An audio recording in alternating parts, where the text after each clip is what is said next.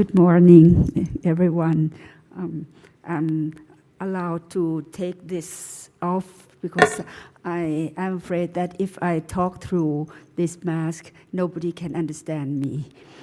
So I just work in my own project for 40 years, but I have to say that before that, about maybe 50 years ago, I started working in education by learning from my parents. At that time, they go to the rural area and meet people. I have to work to, my task is to interview people, especially in terms of their education, so as whether this family need scholarship for their children or not, and I have to note down the situation in these people's life in every aspect, so that we can assess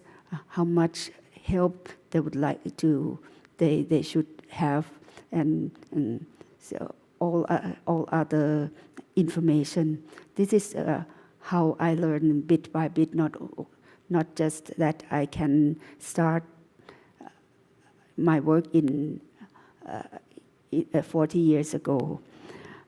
The equitable education or equal rights to education is the concept existed in Thailand, I think more than 100 years ago.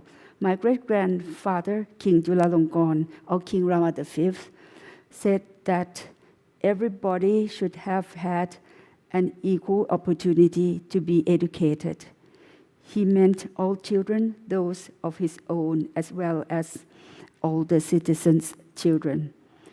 He said, "It is something that I'll try to accomplish during my reign."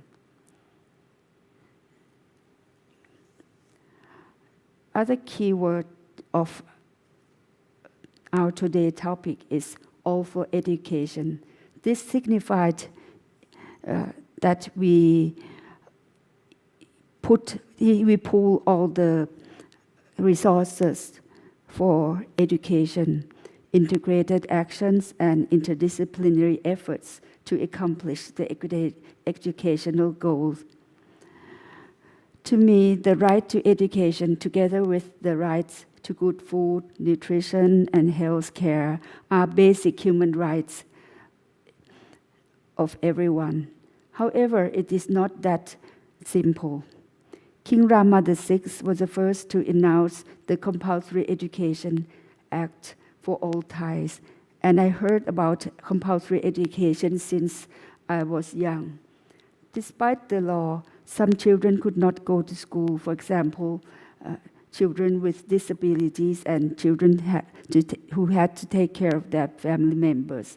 In the law, they mention these 2 points and other points that the children can be exempt from the compulsory education. Now, there are special schools for people with disabilities. Some can even study in regular classes with other children with the help of some extra teachers. I know a stone-deaf person who completed her PhD in a world-leading university abroad, and now she works as a scientist in a scientific research institute in Thailand. We can name it the Synchrotron Light Research Institute. We try to explain why it is important that children with special needs should get education and advise their parents that the children should study, if not in the regular school, they should go to using the facilities of the Bureau of Non-Formal and Informal Education. Education should be service, not something just compulsory. We do not force them to study, but we should give service to everybody. So let's return to King Chulalongkorn times. King Chulalongkorn reformed education for all Thai people along with the administrative reform in 1892. He set up the Ministry of Education and many schools for basic primary and secondary education.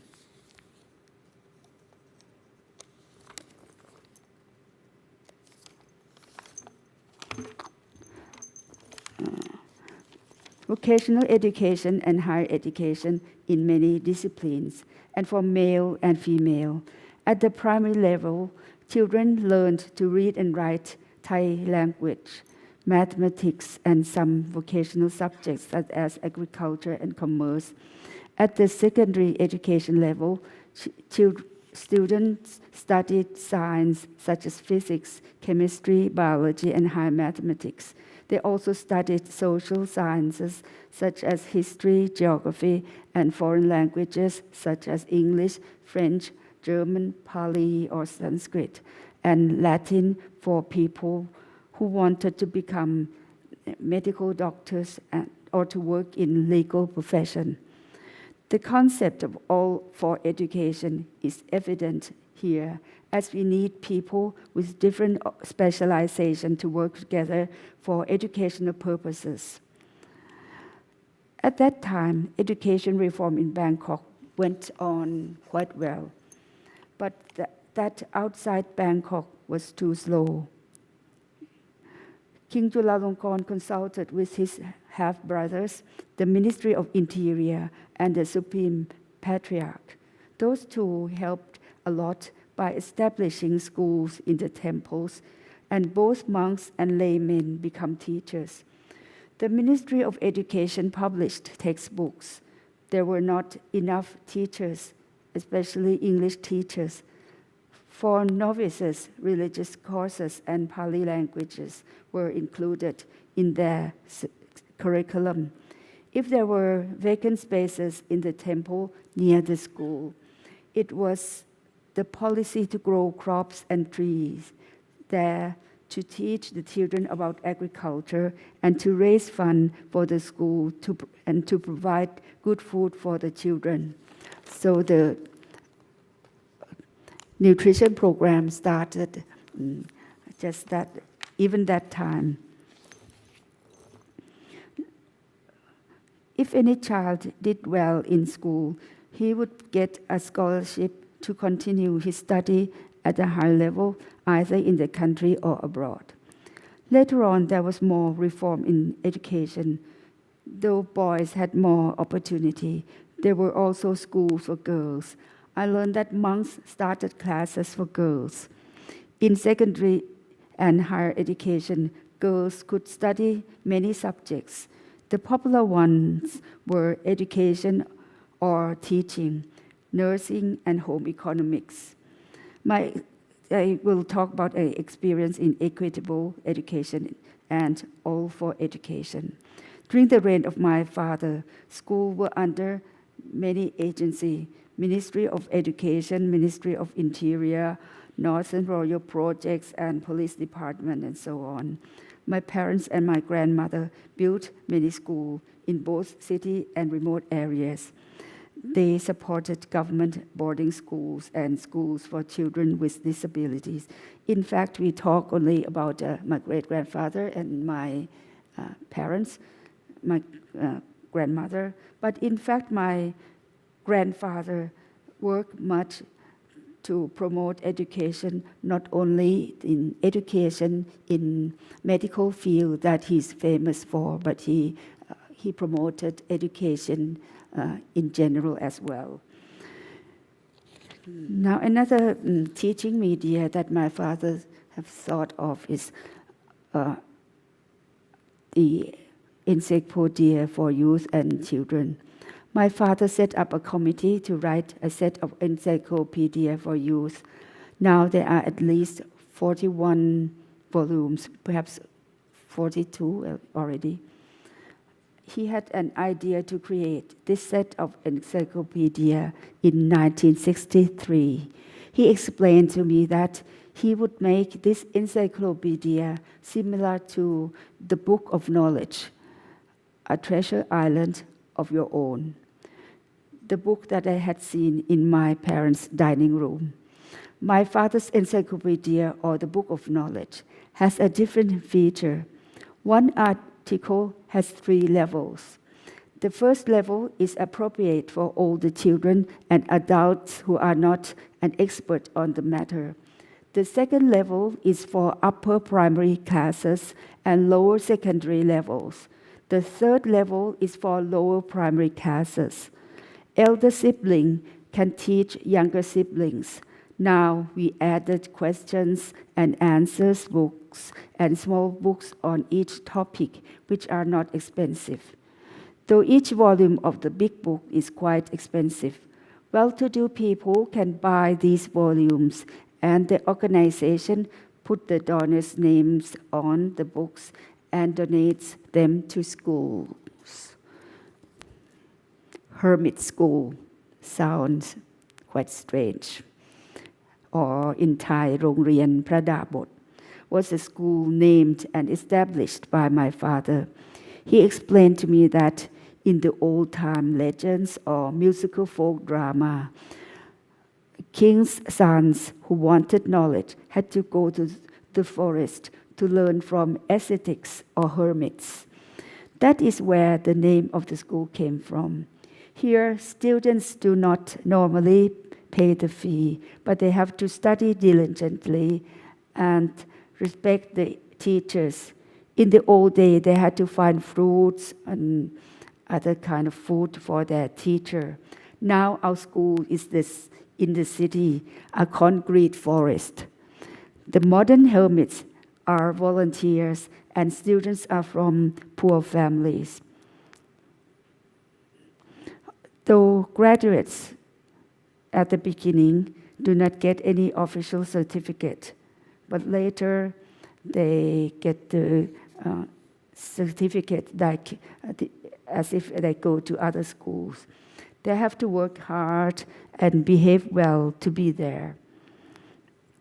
The hermit teach them knowledge, skills, and ethics.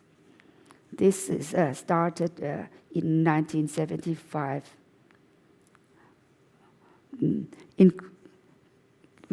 They have to be good citizens of the country.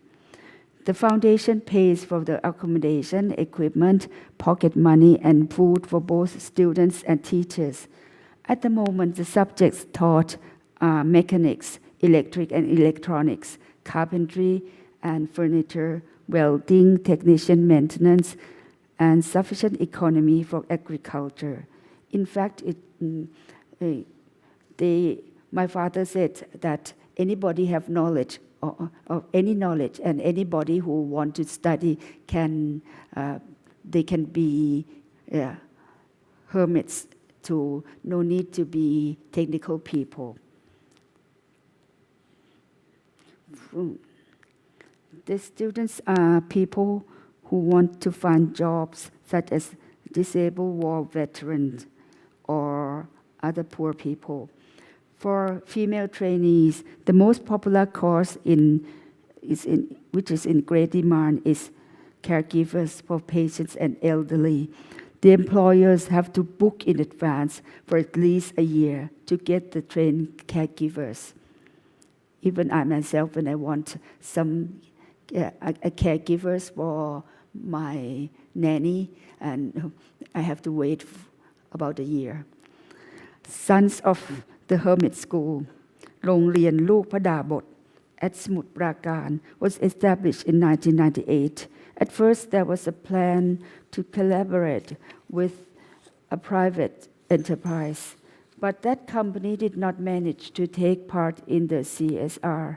There are many training courses such as hydroponic vegetable growing, green or bioagriculture, agriculture in saline soil, animal husbandry, orchid cultivation, mushroom cultivation, making of hand gel, liquid soap, Citronella mosquito repellent. There are some experiments too, such as alternative energy. Apart from giving training to Thai people, they were training foreigners that come from overseas, such as agronomists from Swaziland. Unfortunately, some training programs have to be postponed at the moment because of the viral pandemic. The Hermit School in the southern border area โรงเรียนพระดาบทจังหวัดชายแดนภาคใต้ is for poverty-stricken male youth of 18 to 25 years old who had no education opportunity. Students must not be drug addicts. The courses offered in this school are motorcycle maintenance, car maintenance, and electricity. Besides technical subjects, the school also offers some life skill subjects such as Thai language for communication, computer, English language, sufficient economy, agriculture, and religious studies. There are also some club activities such as music club, local crafts club, agriculture club, etc. The school is a boarding school. Students and teachers live in a dormitory where teachers can share more experiences with the students. We expect them to become good members of the society in the future. Not only teachers, but also many government agencies and private companies join hands in providing education for those youths. Welfare schools. There are many special schools under the administration of Special Education Bureau, Ministry of Education. The government welfare boarding school started in 1953, before I was born. There are ศึกษาสงเคราะห์ schools and รัฐประชานุเคราะห์ schools that I have an opportunity to work with. There are schools for children that the government has to provide special support. For example, children living in remote and difficult terrains on high mountains with no road access on their villages, or their villages are located in national parks. Many of them come from various ethnic groups. Some are orphans without family support. Most welfare education begin from grade 1 up to grade 12. However, there are some schools that have kindergarten or daycare centers because young children have to follow their older siblings to school. These little kids are lucky because they have good education teacher for they have the opportunity to start it when they were very young and very early in life. They get education and also good food. Apart from knowledge, from the usual syllabus, children and teachers, especially students, can have agricultural products to eat, preserve, and process. They learn how to sew, weave, and do other handicrafts. Then some of them just open the shop for the work they have learned, such as hair cutting or maintenance or mechanics work. Children, some of the children set up mini company in the schools, so they have the like business or entrepreneurship training as well.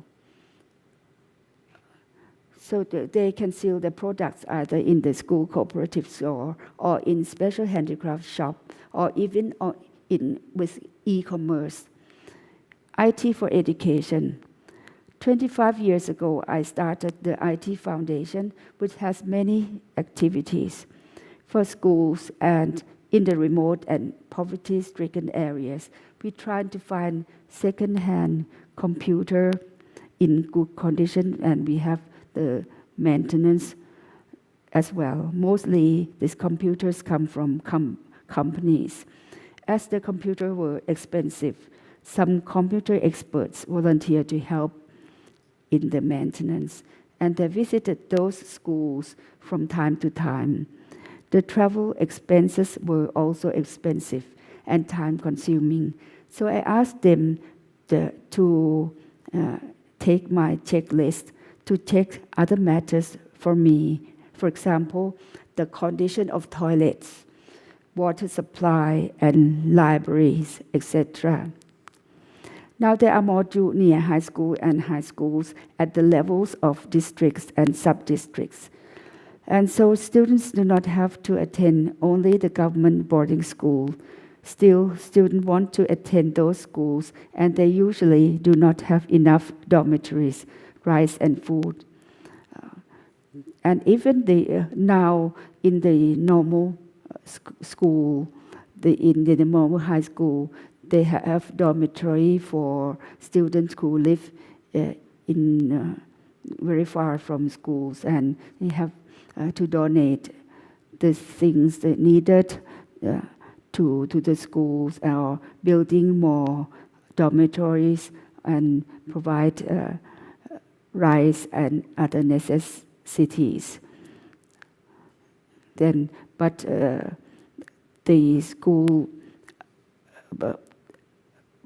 the government boarding school have more budget than the other schools with dormitory, so they depends much on the donation of anybody, the people who can help.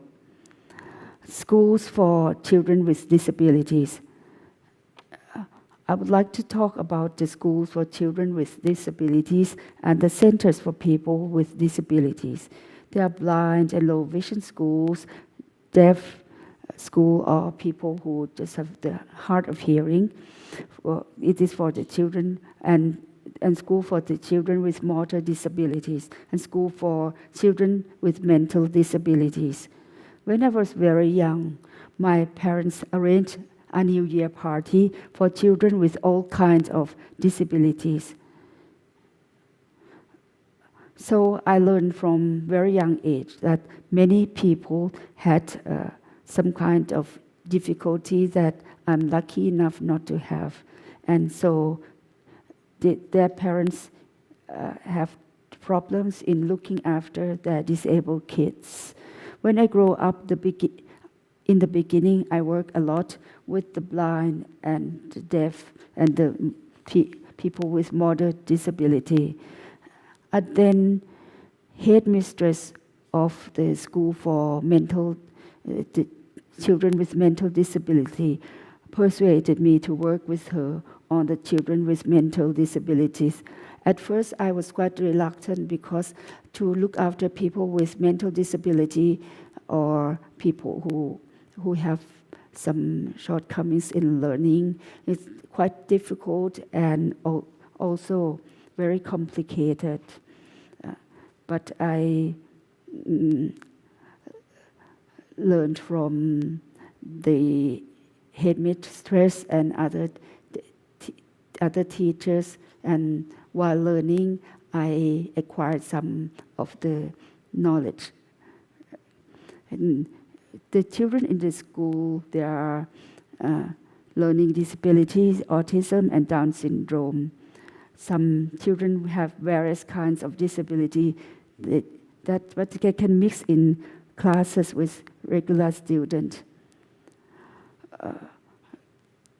The Ministry of Education provides some special education teachers for the general school as well, which is very useful. I have a case that I can explain to you. That my mother looked after also the sick people and also people with disabilities. There's one child who even cannot stand up. And then He's very disabled. And I would like to send him to this school. But at first the teacher that he's too disabled to be in the disabled school. Oh, please help me. Okay, I'll try. But later on he can stand up, he can walk, and he can work as looking after hens so that they can keep the egg for the school in the beginning. At first, he don't know the strength of his hand, and he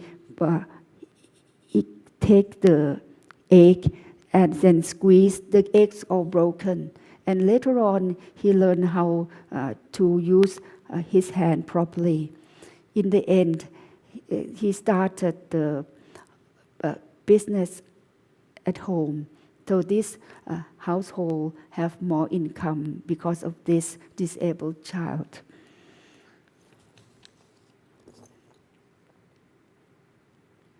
The Department of Mental Health, the Ministry of Public Health, has a method to test the children and then improve condition of delayed development in children.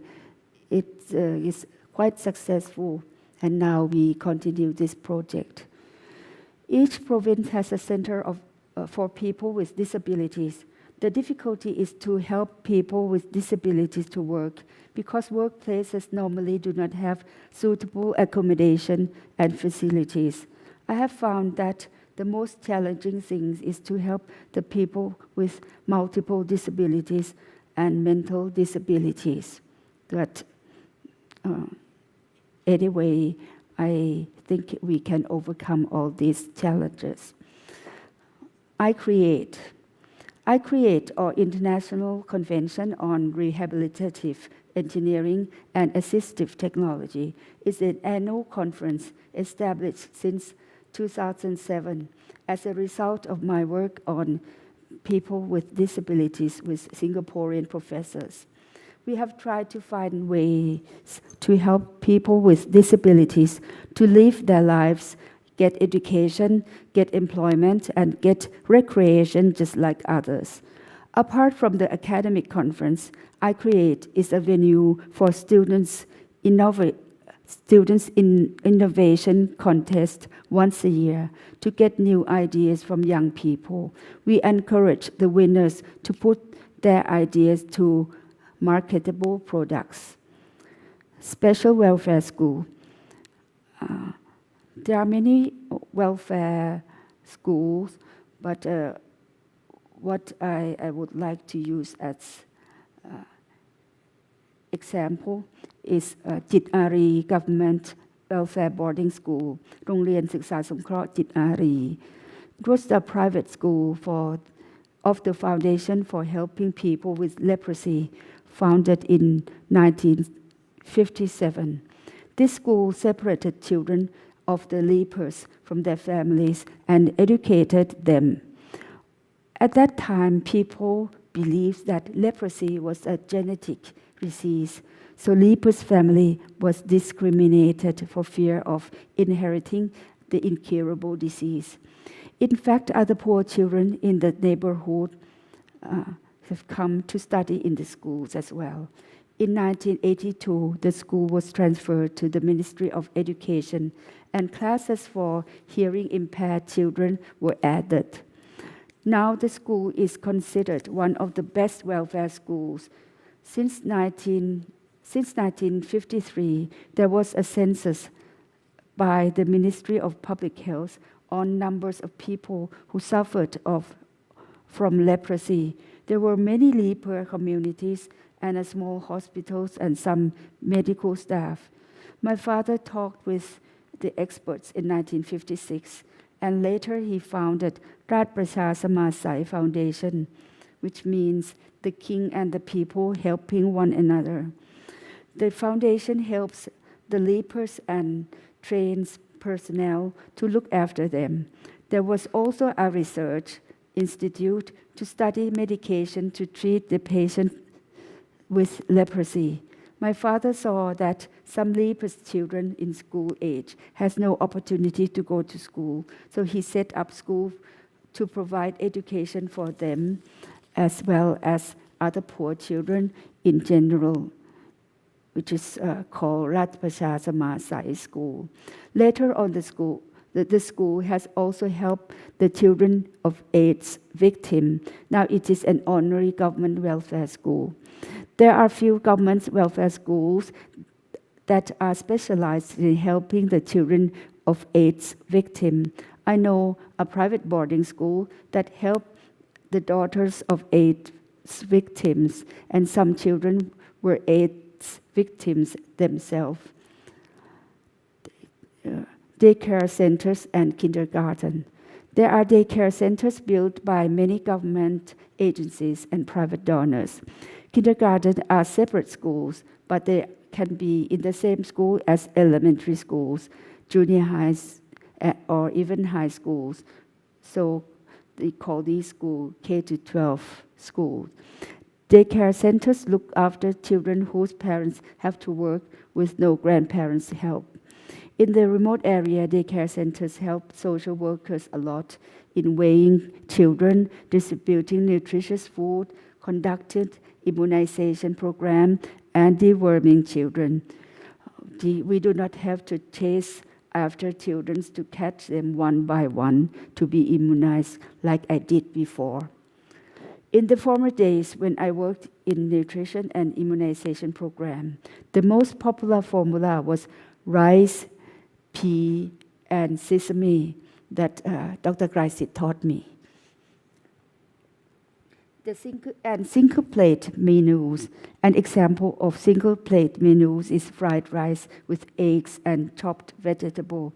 Kids cannot be choosy, and teachers cannot choose good things to give only to their favorite students. Some theorists say that in a kindergarten, one should not teach only regular subjects, but should train the children to have social skills and gross and fine motor skills. In my opinion, for schools in the remote border area, education cannot be equitable unless the children start education early than primary one. Right education in early childhood make a difference.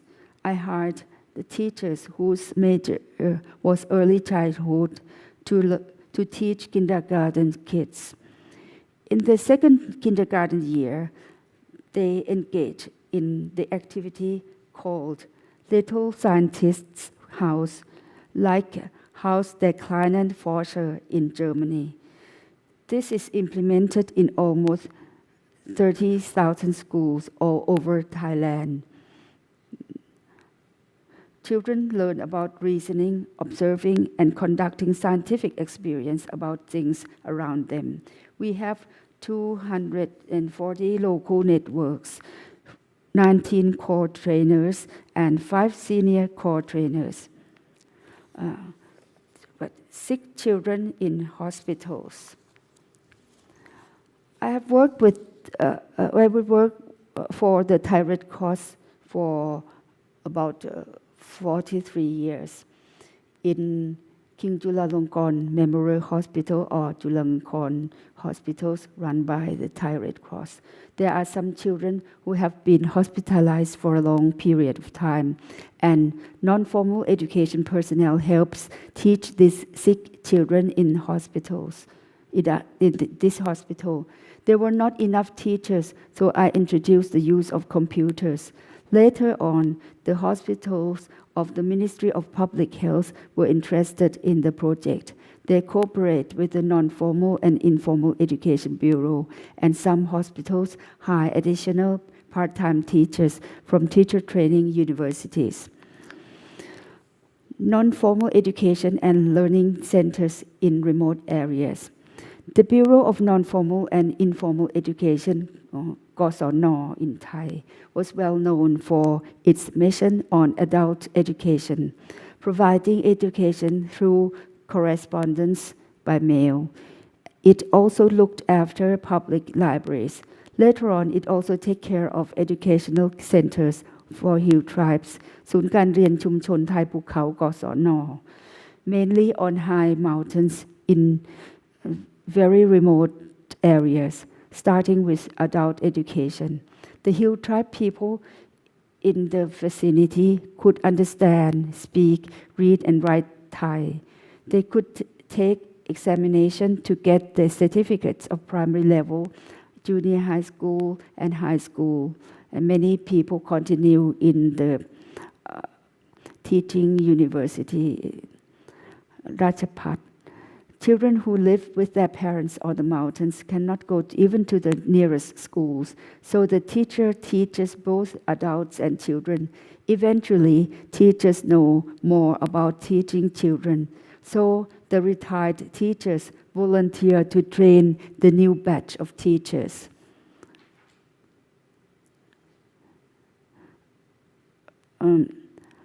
Non-formal education has many other tasks. For example, teaching in Bono or Madrasa Islamic schools, teaching in hospitals during national calamities such as flood or even man-made calamity. These Gosono help a lot. Once I watched TV and saw there were shooting near the border, and the children have to move far away from their home and their schools, and the children were running about without doing anything useful. So I asked the non-formal education people to arrange the make-do classes for them, and it works quite well. Religious schools. I know about private school teaching Islamic religion, or in Malay, Bono, or Madrasa in Arabic. โรงเรียนเอกชนสอนศาสนาอิสลาม because some children who finished their studies from the Border Patrol Police schools and the school run by the Ministry of Education, SPT, continue their studies in Bono schools. I follow those children up because I wanted to know how they were doing now. Before, Islamic schools taught only religious studies. Later on, the Office of the Private Education Commission สำนักงานคณะกรรมการส่งเสริมการศึกษาเอกชน sent the teachers to teach general knowledge. Some volunteers teach other subjects, such as computers. Some schools help teach by a two-way online system and a virtual lab. Some technical subjects are taught by technical and vocational colleges. We have network. In this way, many graduates from school have passed the university entrance examinations. Some graduates could get into health science program of a famous universities. Again, in many schools, the Gosono help. Buddhist schools, โรงเรียนพระปริยัติธรรม are the school for boys who are ordained as Buddhist novices. They study both Buddhism and languages, Pali, Thai, and English. They study some local tradition and are trained to do handicrafts. I helped the school to arrange similar activities as those in Border Patrol Police schools. For example, agriculture project, only plant and vegetables, water supply, cooperative shop, and nutrition program. There are Buddhist believers taking turn to cook for the monks' lunch at 11 a.m., serve milk, weigh the novices, do exercise such as sweeping the temple ground, doing yoga, working out in gym room, and going on expedition.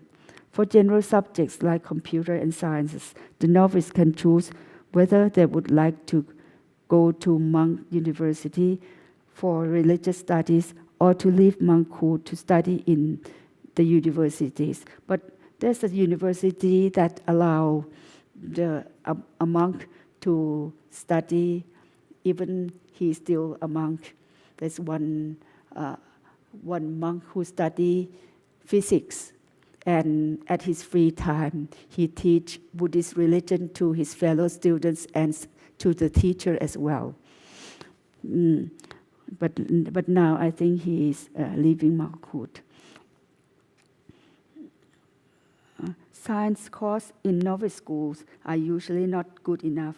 Therefore, it is quite difficult if the novices leave Malkut and want to continue their studies in engineering, medicine, or nursing, etc. Nevertheless, we tried, and it is possible. I have given scholarships to monk teachers to study in master degree program in environmental science so that monks can give sermons on environment in addition to the word of the Buddha. Believers should also know about the way to protect the environment. The situation about public health, hygiene, and sanitation in schools are mostly not bad at all, but some temples, they need improvements.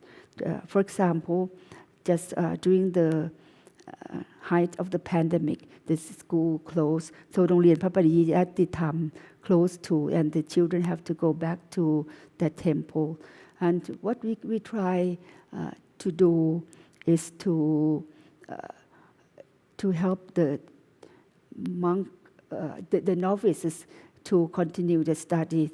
So we donated the money for the transportation of พระอาจารย์ or the teacher monk to the temples, and also we bought some television so that the novice can learn from distant learning TV, DLTV, and it worked well. And this is a smart TV that he can use thumb drive, put in some other courses on TV. Then when I tried to buy the TV, but the owner of the company said, no, you shouldn't pay. I will donate all these more than 100 TV. Then, but we have to chat a bit in Chinese because this is a Chinese company. So I have the opportunity to practice my Chinese.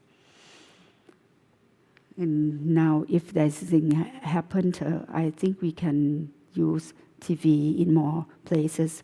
And I'm glad because the children around the temples are also very poor. They have no computer, no TV. So they came to the temples and study along with the novices.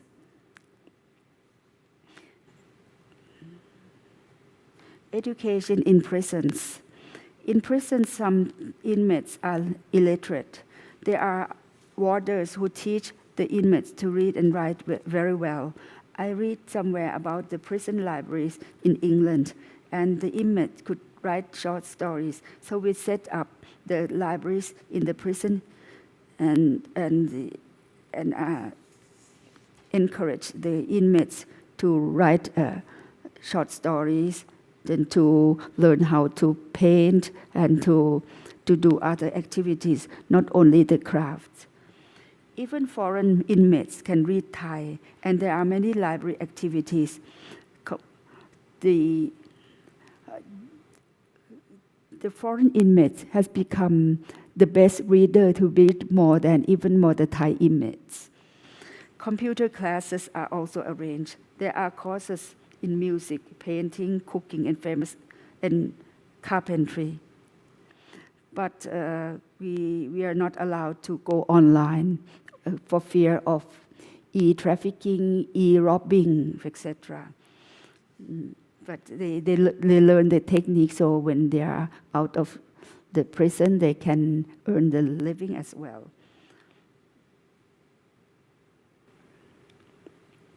The Border Patrol Police Schools, โรงเรียนตำรวจตระเวนชายแดน The school that I have been working with most are those run by Border Patrol Police. This school was founded 64 years ago. My parents, my grandmother, and some donors supported them. I have worked with the school for 40 years. If there was no COVID virus pandemic, I would have been able to visit Border Patrol Police School 1,000 times by September of this year. I hope I can still do the 1,000 time celebration. I have been to remote villages and seen that there were big problems in health, hygiene, and sanitation.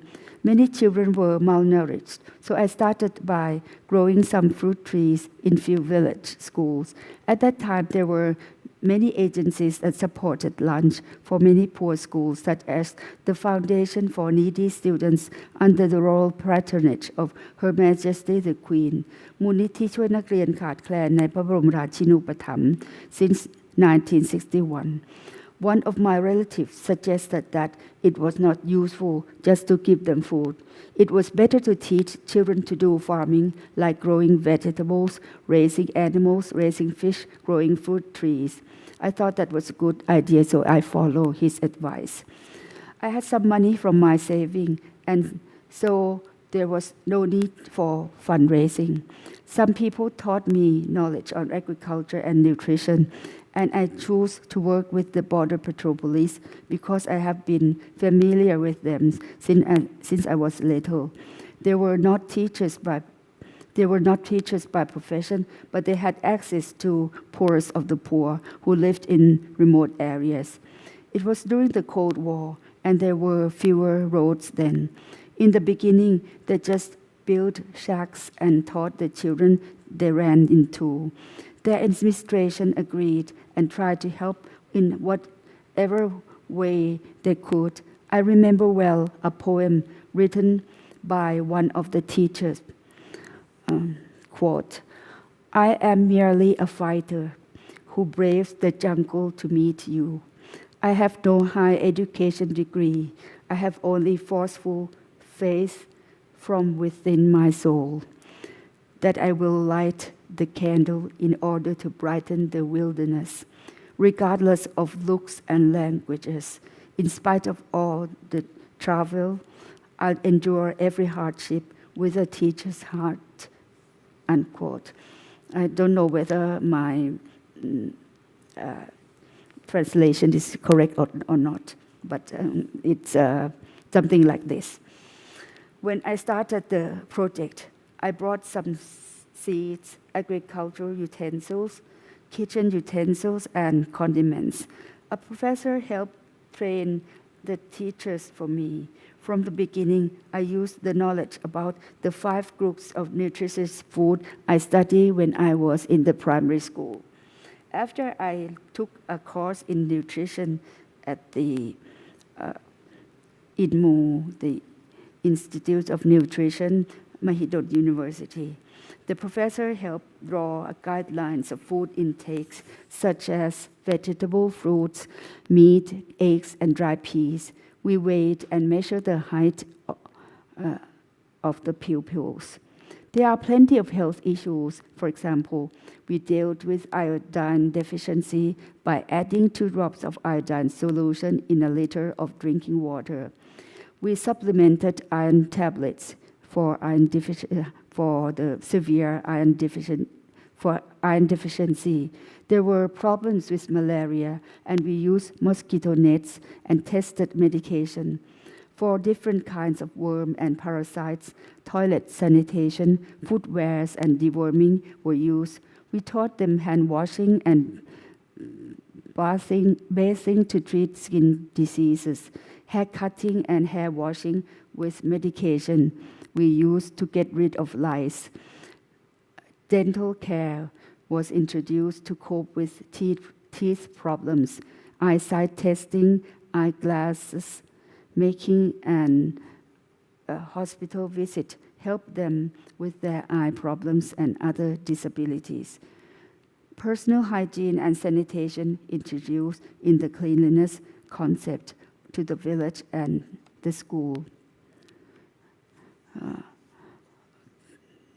I would like to mention my late American mentor, the late Professor Dr. Nevin Scrimshaw. He often come to Thailand and travel elsewhere in the world. And I think he have a notebook writing the name of his the students and what kind of thing they're working.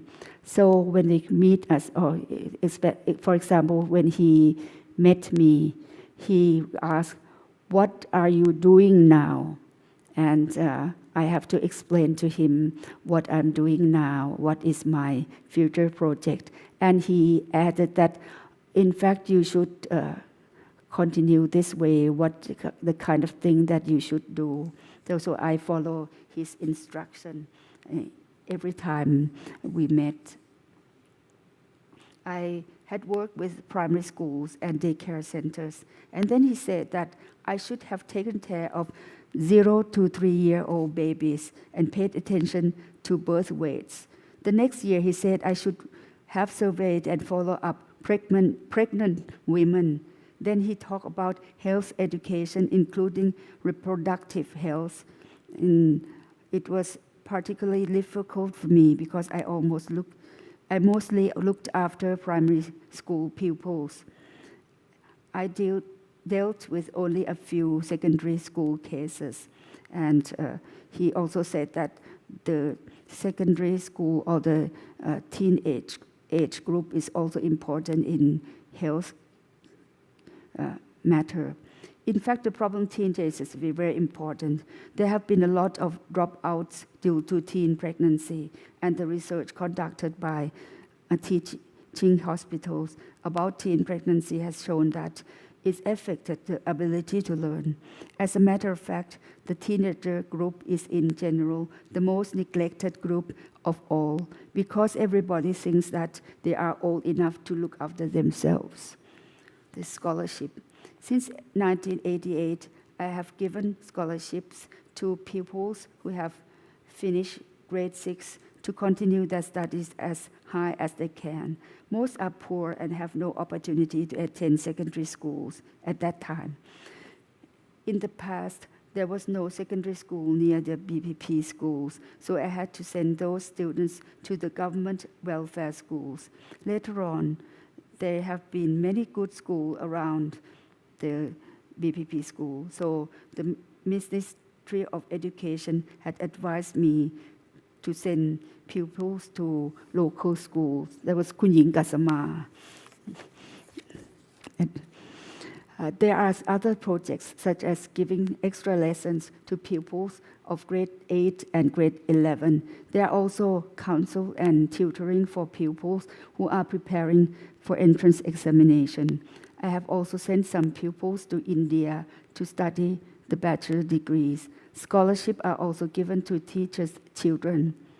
Scholarship help support disadvantaged children to develop up to their fullest potential. Though this year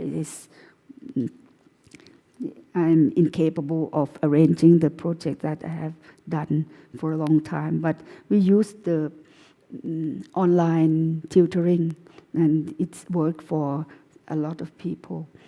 School buildings. Before there were only few buildings in the school. Now with more pupils and more activities, they need more classrooms, toilets, bathrooms, and places to brush their teeth now to wash their hands. The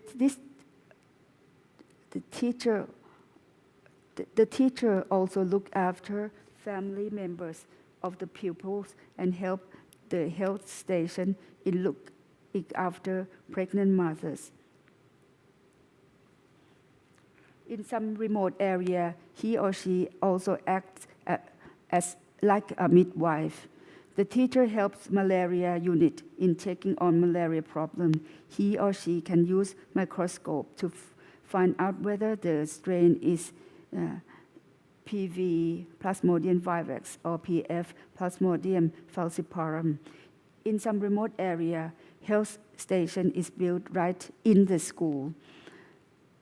Apart from a teacher, there is another trained employee to deal with telemedicine through the connection with bigger hospital. The health station look after health of people, school staff, and village. It is very effective. School should have a dining room that can be used for other activities when needed. Nearby there is a kitchen and storage of vegetables and other important items such as rice, powdered milk, sugar, condiments, and iodized sauce, etc. Villagers can take turn in cooking. They work together with the teachers and some pupils. Pupils also learn about mathematics and science as they turn the kitchen wastes into biofertilizer and animal feed, etc. Cooperative room has a corner or a small building for a cooperative shop to sell farm products of school and villagers, and also use things for daily life. Children learn how to run the shop. Accounting is taught by cooperative promotion department and the cooperative auditing department. There is a meeting room for the committee members to discuss about how they can improve performance of the cooperative and what kind of goods they want to sell. Children learn accounting, mathematics, and computer in this activity, and the committee has an opportunity to go for the study tour, mainly to see other cooperative. During the COVID-19 school, I distribute the leaflet about cooperative along with the knowledge of COVID as well. Vocational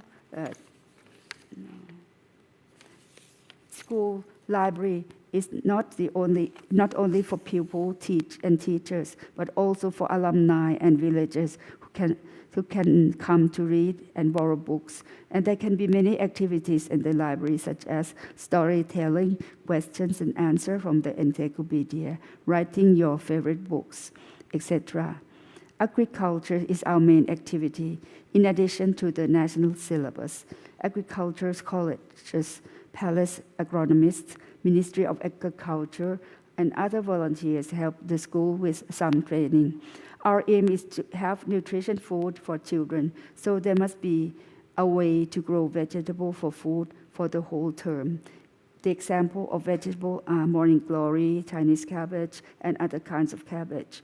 Many kinds of gourd, spring onion, eggplant, cucumber, lemongrass, chili, broccoli, kale, lettuce, chive, etc. Vegetable can be grown in vegetable plots, containers, and wooden tunnels, etc. We also have fruit trees. It is not easy to have enough fruits for all the people because the planting areas is not enough.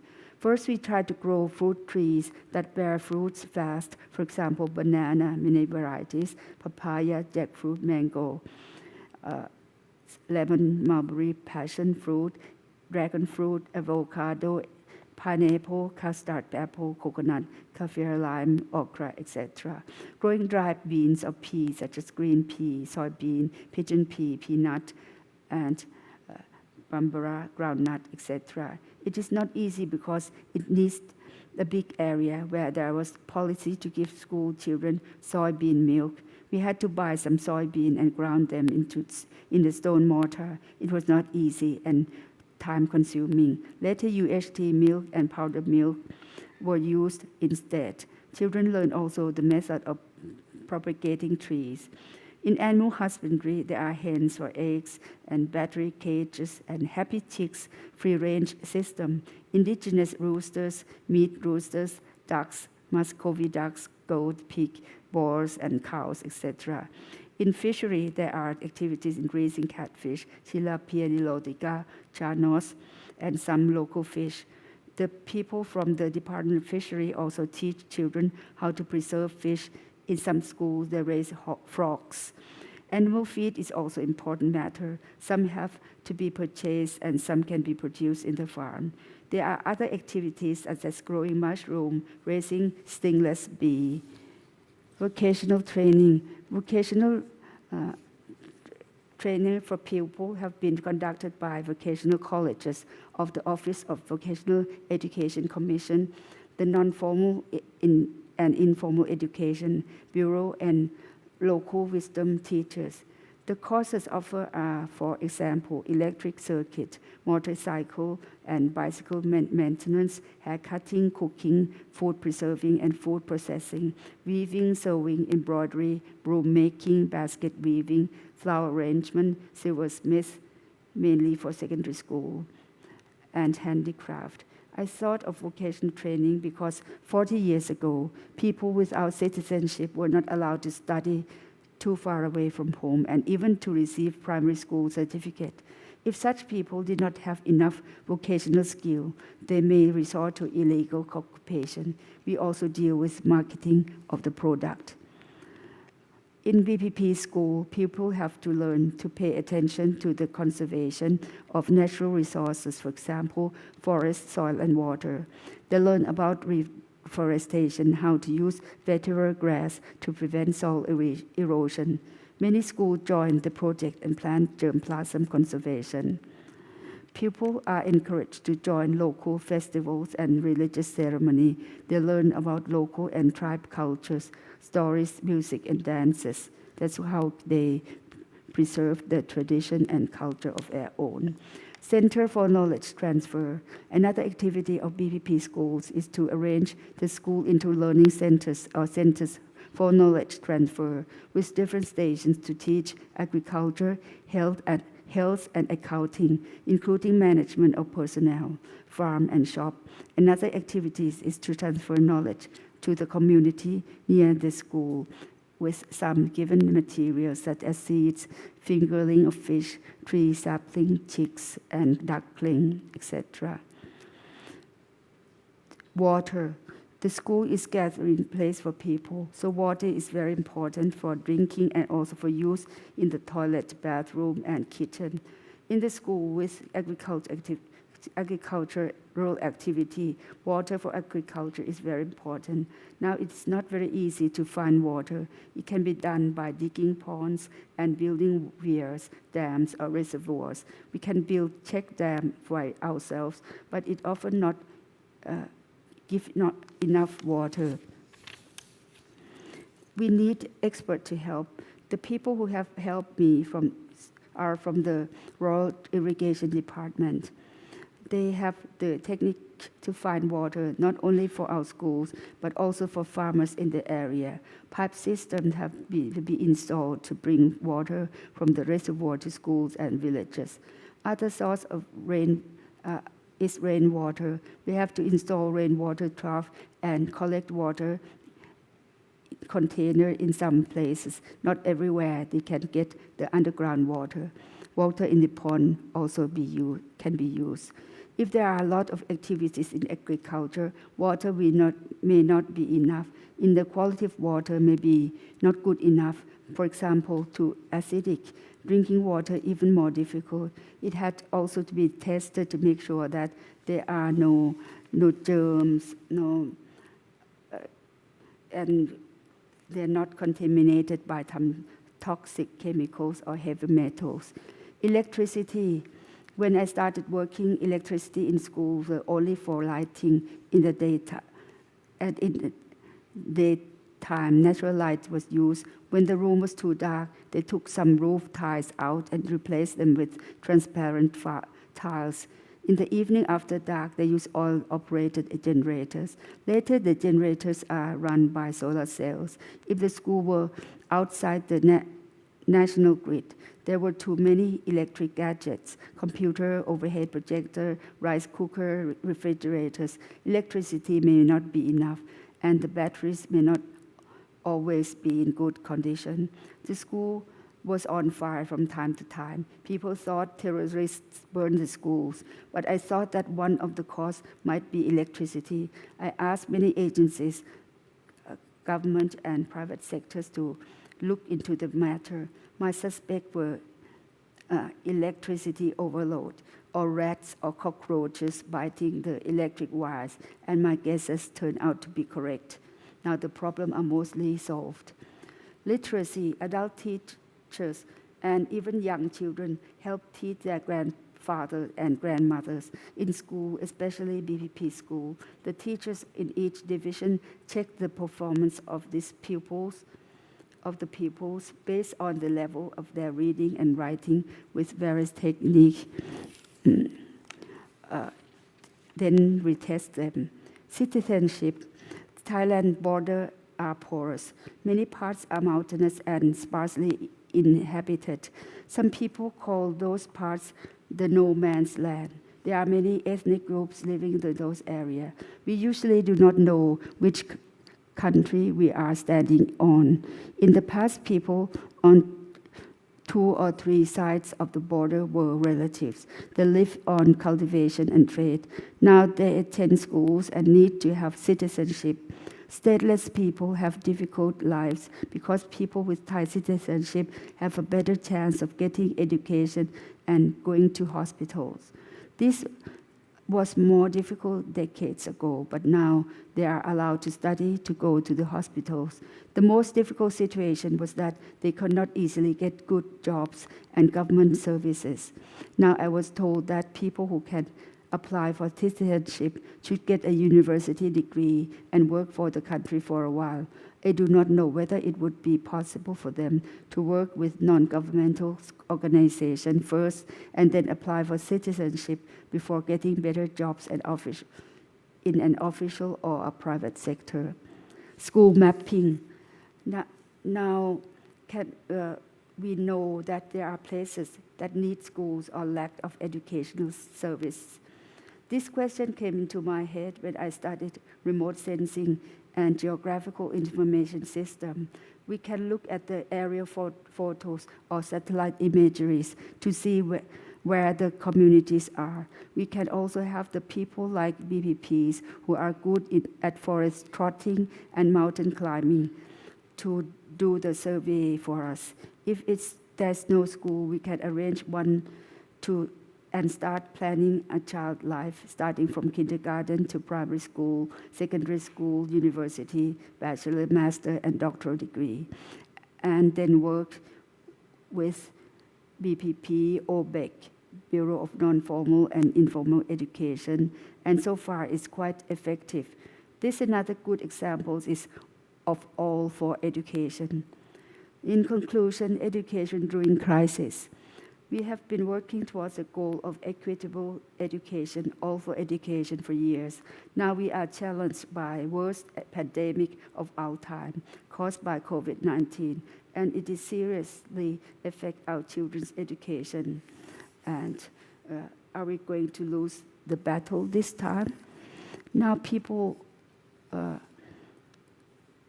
talk about encourage our young people to study even in crisis like this. We have been through many obstacles before, like tsunami, big flood, and political unrest, and we have overcome some, though not all of them. Now people talk about online education, but in some places children are too poor to have computers. Even one who do may find our courses not interesting. Some may not have good enough access to new teaching media. During the last flood, we distribute survival bag with things that one could use without leaving the house for a few days. For children, we added survival bag for education. I cannot remember exactly what were in the bags. Now we are in COVID crisis, and we have also prepared survival bag for education. This time, the bag consists of self-learning kit called Teaching Media on the 60th birthday anniversary. It is a set of instruction for Thai language and mathematics courses. In some villages, teaching clips are used and children do their homework. The teachers can grade the homework with help from volunteer messengers. In the back, we should also provide teaching media about COVID-19, exercise book, pencil, rubber, cloth masks, mung bean, and manual on how to grow bean sprout, some vegetable seeds, and family accounting bag. In this crisis, Meals on Wheels is not convenient, so we have to give families some material for cooking. So the other activity I talk about teachers who travel on to people's house to teach, which they call themselves horseback teachers. I try to provide four-wheel drive car call off-road truck to take BPP teachers to children's houses. But anyway, I can't give enough cars, so they have to find all kinds of vehicles to be able to teach. Many teachers join my group for food production for communities and the project of Model Schools project. I asked the military personnel from military camps and bases near the school and near the community to help to grow vegetable, fruit, tree, raising animals as a hen, duck, fish, frogs. These soldiers are from the project called Good Breed Soldiers, ทหารพันธุ์ดี and they are soldiers who are trained at our Chai Patana Foundation premises to propagate the good strain of vegetable, fruit trees, and animal. Good breed, not the soldiers' breed, but the animal and vegetables breed. Soldiers are good as well. They send their report to me every day. Now schools open, but the soldiers are still in the village and schools to teach agriculture and help teachers and the students to clean the schools. I asked some educational specialists to write a manual how to teach without being a teacher, how to use agriculture as a tool to teach 8 groups of subjects like Thai, foreign languages, math, science, art, music. We now have to help looking after health of children, prevent even common cold. I think whether we should have umbrella for them, because now it's a rainy season and even they don't have COVID, they may have common cold, which is quite bad as well. We promote cleanliness, we distribute soaps and alcohol gel and other disinfectants, checking everybody's temperature, promoting clean food. So far, about more than a week now, I have no report on somebody who have COVID yet. In 1990, I wrote a motto, let's join in making a literate world. When I worked, at that time it was when we worked at Jom Tien, as the minister was talking about. I worked with UNESCO and the Ministry of Education. And I write this, let's join in making a literate world. I continue to hold this the ideal and the ideal of education for all and for all for education. I talk too much now, so I should be allowed to stop. Thank you very much for your attention.